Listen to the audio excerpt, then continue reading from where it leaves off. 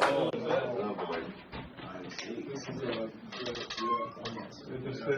boy. How we doing, guys? I'll give it about 2 more seconds. That's it. No cyclones, man. Appreciate it. So you lost the bet, I take it? Yeah, another friendly wager. Unfortunately, my Bearcats are struggling right now in the Big 12, and it's all right. We got Baylor this week. Hopefully, we can bounce back and get the train rolling. So what was he going to have to do if Cincinnati won the game? I forget, what was it? Standing here. Yeah, maybe I had him. I don't know. I was gonna give Cincinnati a call and figure it out on the run. And Travis potentially Derwin James this week. What's it like the match? Potentially, I'd assume I'd see him pretty often.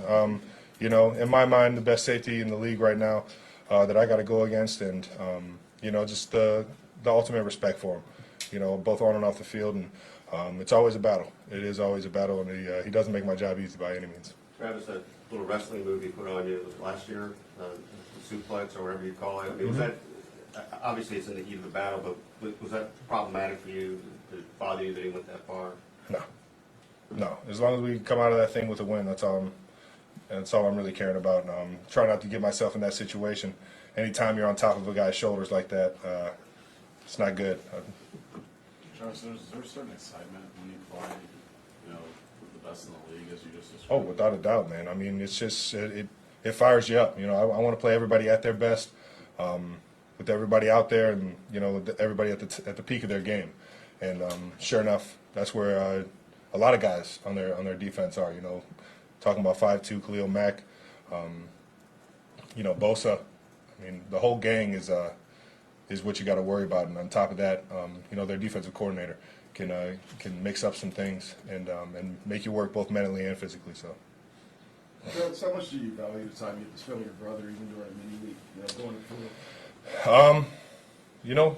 Family time's priceless, man. Anytime you can get around your loved ones, I mean, you got to take advantage of that. And unfortunately, during the football season, or because of football season now, I don't get to see them in person.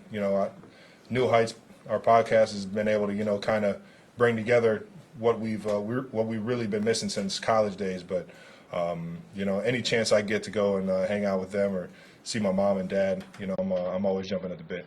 Did you guys anticipate the popularity of that podcast when you started? I don't think either one of us could have anticipated it is where it is now. Both of us having great seasons last year, meeting up in the Super Bowl obviously has a lot to do with that. But everybody getting to know my brother more from a personal standpoint, getting the offensive lineman a little bit more face time. I think that's been awesome, and people have really appreciated that. Travis, big picture, what do you see from the offense right now for you guys? I see us moving in the right direction, to be honest. I mean, we're not putting up the points that we want, but at the same time, we got good direction on where we can clean things up and where we can, move forward. And that's the biggest thing, because we got guys that are finding their roles, that are getting more comfortable into their roles, and it's just going to keep going from there. Guys are every single week you see them flying around a little bit faster at practice, attacking the ball a little bit differently, and all that's going to translate into the game as long as we just keep working our tails off like we have been. What did you say to McCole when he came back into the building? Just gave him a big old hug. Good to have the guy back, man. It's crazy when you get a guy like Nicole who's got a big personality, friends with everybody on the team, a brother to everybody on the team, both offense and defense. When you get a guy like that back in the building, it lights everybody up. It gives everybody that good mojo. It's similar to when a guy like Blake Bell came back, it's just you like to see the good guys come back, and sure enough, you'll see them out there flying around having a blast on Sunday. We'll go last three. Vahe, Aaron, and Nate. Go ahead. Travis, how'd you enjoy the return to SNL, and did you enjoy the theme of the skit? Man, it was funny. Yeah, obviously didn't know what was gonna go down, and just decided to hit SNL last second, and they asked me if I wanted to kind of end the skit that was about me and Taylor's takeover of the NFL games, which was hilarious. I loved every bit of it. and it was laughing my tail off during the skid. And to be honest, I don't even remember saying anything. I hoped I read the card right. And, the electricity and just the energy from the crowd and just being up there, it felt like I was hosting it all over again. And are you kind of in their Rolodex? Or they'll just call you up? I mean, they haven't kicked me out yet, which is a good thing. So we'll see. We'll see next time I'm in New York if they let me back in. Karen? You and Taylor is a very popular Halloween costume coming up this year. What do people have to have if they want to dress up as you for their costume? Man, the mustache is slowly starting to disappear, but I'll tell you what, man, that stash in the '87 jersey was pretty iconic there for a little bit.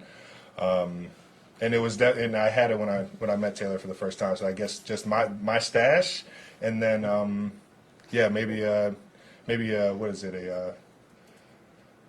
Who knows, man? What else? What else? Football, maybe? Oh, maybe a bracelet or something. I don't know.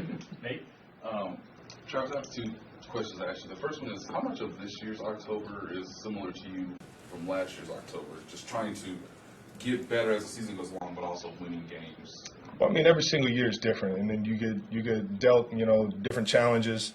And right now, I just feel like we're hitting stride as a unit, as a group, and everybody's not getting frustrated with it. We're still trying to, build it, like I said earlier, and find where everybody's role is in this offense.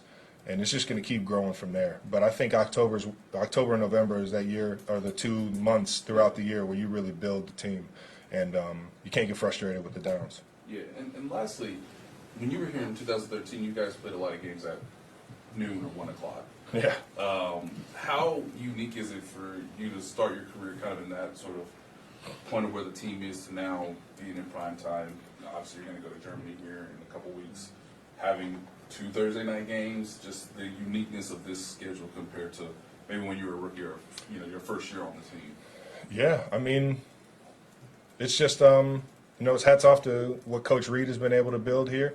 I think that, the primetime games are that's what you play for, in my mind. I do love a good, 1 o'clock noon game, at mid-afternoon game where it ends with the lights on and everything. But there's something about that primetime game and being the only show on that just, gets you excited, even just coming into the stadium. And that's when you really want to show out for your friends and family and all the people that helped you along the way. So, it's really what Coach Reed and the coaching staff and everybody's been able to implement here as a culture.